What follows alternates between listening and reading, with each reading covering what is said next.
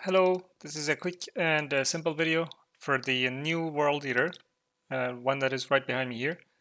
And the reason that we actually developed this World Eater was because these sweepers that basically take care of the water or the lava or whatever kept getting stuck because there was like some obsidian in the way. Like for example, if I illustrate it, let's just look at it. Let's just turn it on here. So the TNT comes down and then sweeper starts. Yeah, here it is. One of these sweepers gets stuck on obsidian or whatever, and the machine just kept crashing because the TNT system then started to come over and just blow up these sweepers, and that's not so good. So me and XY went into creative, and this is what we came up with. So this is a massive AND gate. If this redstone block and this redstone block is next to the switch, then the TNT system and the entire system doesn't actually activate.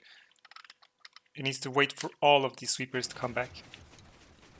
So as this sweeper activates this AND gate, and then all of these sweepers have returned.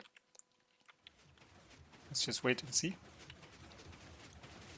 That's when the logic recognizes that all the sweepers have come back and activates the system again. Then Displace Pixel actually helped us as well. I will link his and XY's channels in the description. Pixels also helped make a 1.13 version of this the system. So it's basically the same as the one that Mango showed, the World Eater, with the AND gate here in the back, and the logic over here that is much better. So the logic is much safer. Just remember, when this piston is retracted, then you shouldn't put a redstone block on top to turn it off. That's the only thing. If you forget to do that, then the machine will crash. So whenever this piston is extended, then you can turn it off by placing a redstone block on top of it. Or I don't know, on the side, whatever.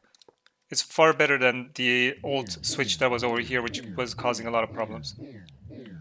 We ran it in survival, had some issues, redesigned it, and now it's much safer. Logic is simple, easy. Sweepers and everything is just one little extra observer here. The width of the trenching had to be expanded by 1 block. So before it was 13, now you need to make it 14 wide. So that's the only difference. So this is 14 wide instead of being 13 wide. This is the schematic that I will provide in the description. The only change that was done in the top section, there is almost nothing got changed there. The only change that was changed was before the melons were underneath this observer. This melons row was just changed over 1 block so that it's easier to build it. That's it. At the bottom, the only change that was done was the observer here. There was slime there instead of an observer, and same on the other side. So there's an observer there as well instead of a slime, and then added this AND gate.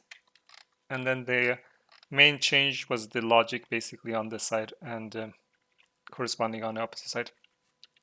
But that's it. You can build this instead of the regular one if you want to AFK the World Eater. Let me actually go into survival and show. We actually ran this World Eater here in survival, and what you can do, you can just turn it on. You can turn it on and you can go completely AFK. And this perimeter was basically bombed out using this new World Eater. And what we did was we just turned it on and we just completely went AFK. And every so often you just come back. Oh, one of the sweepers have gotten stuck.